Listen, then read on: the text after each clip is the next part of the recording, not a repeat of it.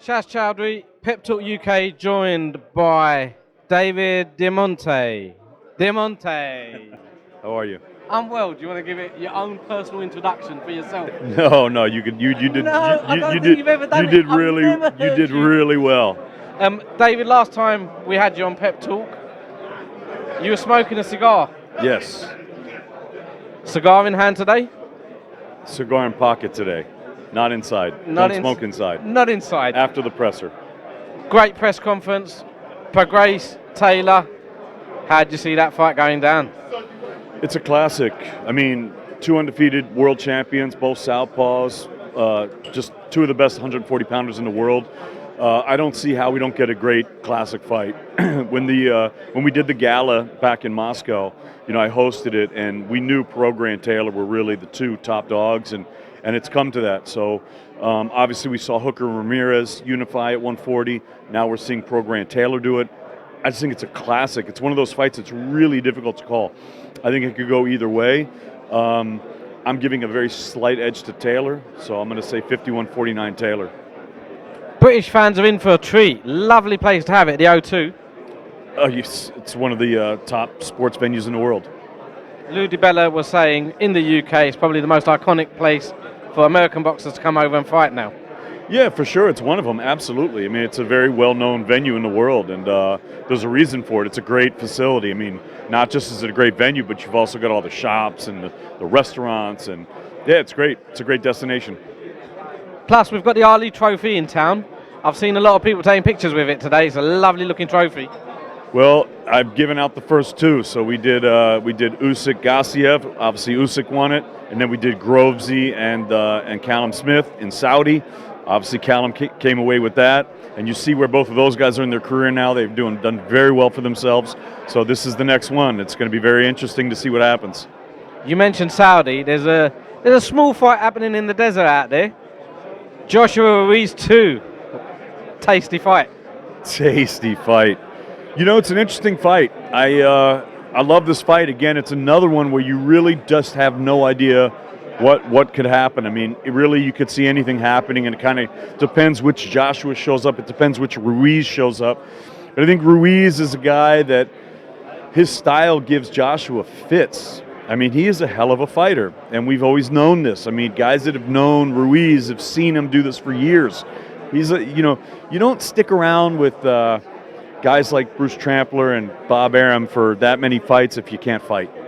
The guy can fight. We've always known that. He's kind of underachieved, but he's a great fighter and very tough guy. And now he's kind of come into his own, and he's won the world titles. And he had the split decision loss to Parker, but some people think he really won that fight. So for the WBO, down in New Zealand. But either way, he has won the titles now, and we've got the rematch. It's going to be very interesting.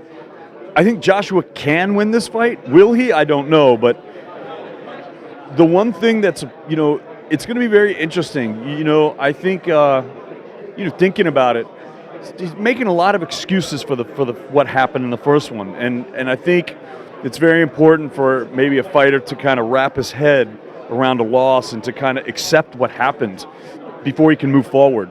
And I don't know if that's happened yet. And I think that's very important. We're going to need to see a different Joshua this time. I think we're definitely going to see a different Ruiz this time. It seems like we're going to see a sharper Ruiz. We definitely need to see a sharper, more motivated Anthony Joshua. He's a bit more head movement. Well, he's going to have to move forward. He's going to have to move forward and really put that jab out there. He's going to have to try to really keep Ruiz at bay. And boss the fight. Say it again? And boss that fight. Yeah, I mean, it's going to be a hard task, but it's a great fight. It's a great fight. I can't wait to see it. Saturday night, we've got a couple of heavyweights on the card. Mr. Price and Mr. Del Boy War Chisora. Tasty again. It is, and this is another one. This one is kind of both guys can crack. Both guys are super popular. You got the Liverpudley and the Scouser Pricey, who just had that great win over David Allen. But people think, he's got no chin. He can, he gets knocked out too easily. But, it's the heavyweights, man. Anyone can get knocked out. And then you've got Chisora, who got completely chinned in his second fight against Dillian White, but then he came back and just totally chinned Spielka. So Chisora's on the way up, Price is on the way up, and now they're meeting again. Obviously, they're meeting.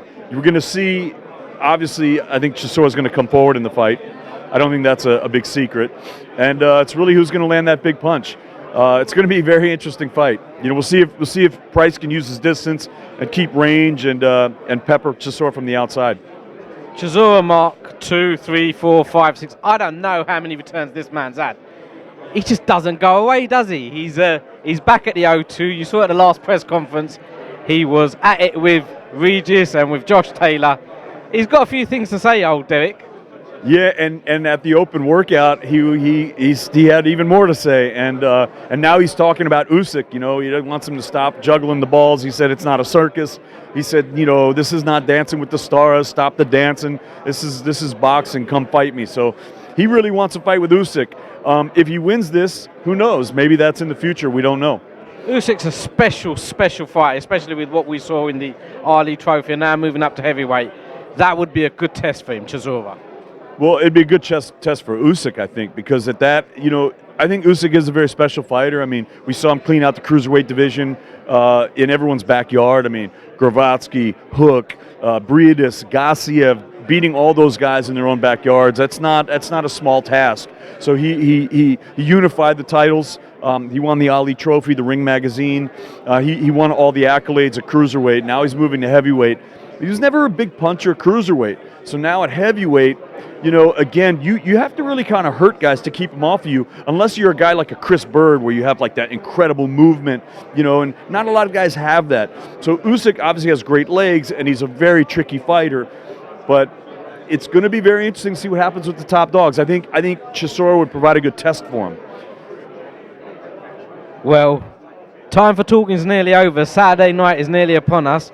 I wish you a fantastic event, as always, and thank you, as always, for giving Pep Talk your time. Well, I appreciate that. I also just want to give a big shout-out to Ngannou and Akoli, going for the European Cruiserweight. That's a great fight on this card. And also Ricky Burns and Lee Selby, man. I'm a huge fan of both guys. It's just a great fight.